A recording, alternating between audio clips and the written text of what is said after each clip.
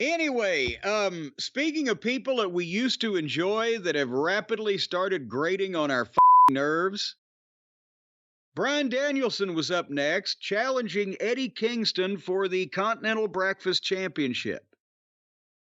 And I can't remember Danielson when he was that smart aleck, single a couple of years ago when they got put in a position where they needed a heel, and there he was, and he's a smooth worker in the ring when he's working with normal American style workers.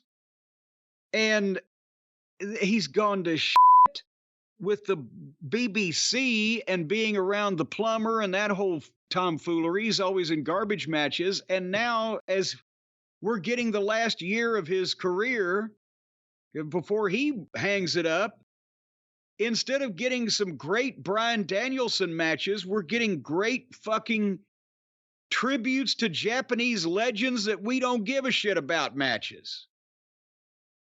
And this, what Renee Moxley Good actually informed us that Kingston had dedicated this match to Jun Akiyama or June Cleaver, one or the other.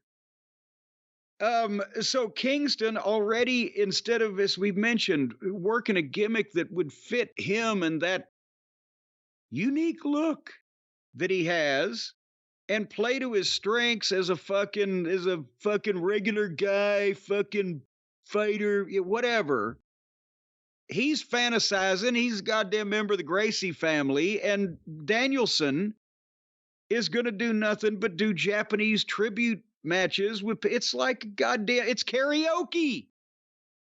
It's like somebody else did most of this shit good in Japan years ago, and now they're doing the shit that they used to do, but they're not doing because that's not the shit they need to be doing.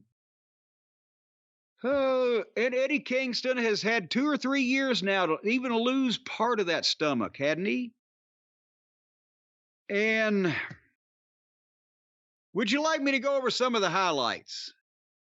Yeah, you can. I'll just say right here, I'm giving a lot of my comments early in the reviews. I just to get you to say what you have to say, but I've said it before, beyond Eddie Kingston.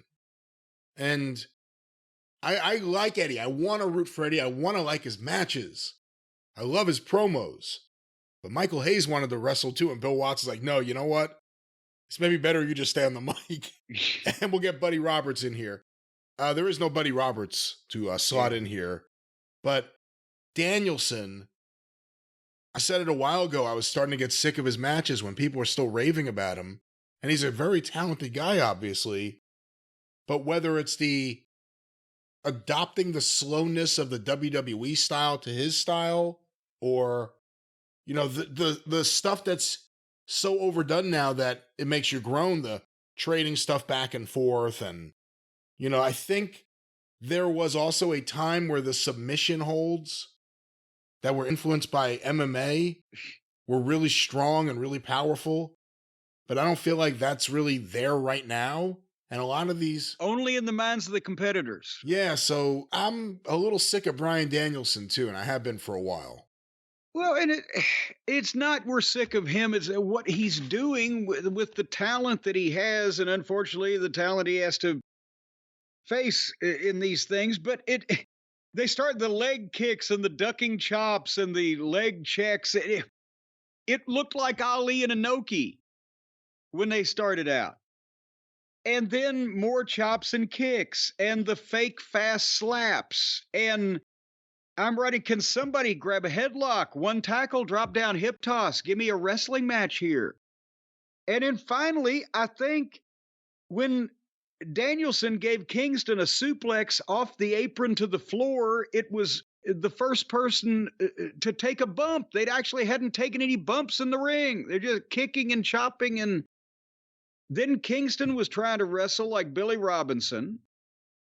I had to start fast forwarding because it was the same thing. And at 20 minutes in, they were standing there having a slap fight. And then Danielson went for the kick. Kingston hit a clothesline and power bombed him and pinned him 1, 2, 3. Just right. They had done a bunch of stuff and then decided that was all the stuff they had to do. And then they just fucking ended it. It was weird. The hotter the crowd got into the match, as the match went on, it built, the worse the work looked. Yes, that's a good way to put it. I don't. They think they're in Japan and they're trying to educate an American audience with, and once again doing it in karaoke style.